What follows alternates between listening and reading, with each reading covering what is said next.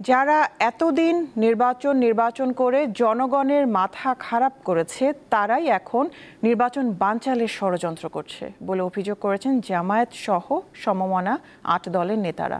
শনিবার সিলেটে সরকারি আলিয়া মাদ্রাসা মাঠে আয়োজিত শেষ বিভাগীয় সমাবেশে তারা এই অভিযোগ করেন। গণভোট সহ ৫ দফা দাবি আদায়ে প্রতিটি বিভাগে সমাবেশ করে আসছে জামায়াত সহ সমমনা ৮টি রাজনৈতিক দল। শনিবার সিলেট বিভাগীয় সমাবেশের মাধ্যমে শেষ হয় ৮ দলের কর্মসূচি।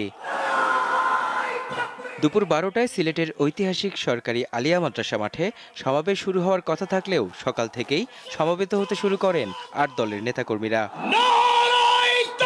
এ সময় কানায় কানায় পরিপূর্ণ হয়ে ওঠে সমাবেশ স্থল, যা ছড়িয়ে পড়ে আশেপাশের সড়কগুলোতে।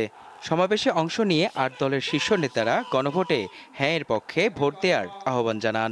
যে সংস্কারের প্রস্তাব ঠিক করা হয়েছে, গণভোটে যাতে সংস্কারের প্রস্তাব হ্যাঁ ভোট জয়যুক্ত হয়, আমরা দেশবাসীকে সাথে নিয়ে সেটাকে আদায় করবো ইনশাআল্লাহ। নির্বাচন প্লেন ফিল্ড তৈরি করে নির্বাচনের পরিবেশ ইনশাআল্লাহ আগামীতে আমরাই ইসলামী ৮ দল সরকার গঠন করব। হিন্দুস্তানের নতুন বন্ধুর নাম বিএনপি। বাংলার জনগণ যেভাবে হিন্দুস্তানের বন্ধু আওয়ামী লীগকে বিতাড়িত করেছিল, একইভাবে আগামী নির্বাচনে বিএনপিকেও বিতাড়িত করবে ইনশাআল্লাহ। নেতারা বলেন, কেউ আগামী নির্বাচন বানচালের চেষ্টা করলে তাদের প্রতিহত করা হবে।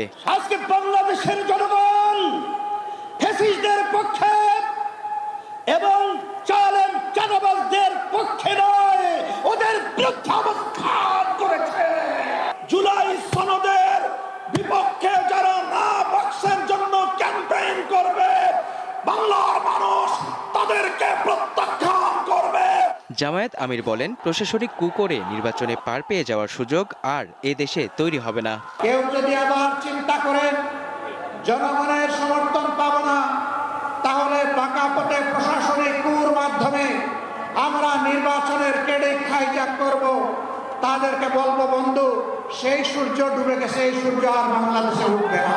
তিনি বলেন, চাঁদাবাজ ও দখলদাররা তাদের অপকর্ম বন্ধ না করলে অচিরেই তা বন্ধ করে দেয়া হবে। এটা অচিরেই বাংলাদেশে বন্ধ হবে, তখন কিন্তু কঠিন পরিণতি ভোগ করতে হবে। মেহেদী হাসান, দীপ্ত, বার্তাকক্ষ।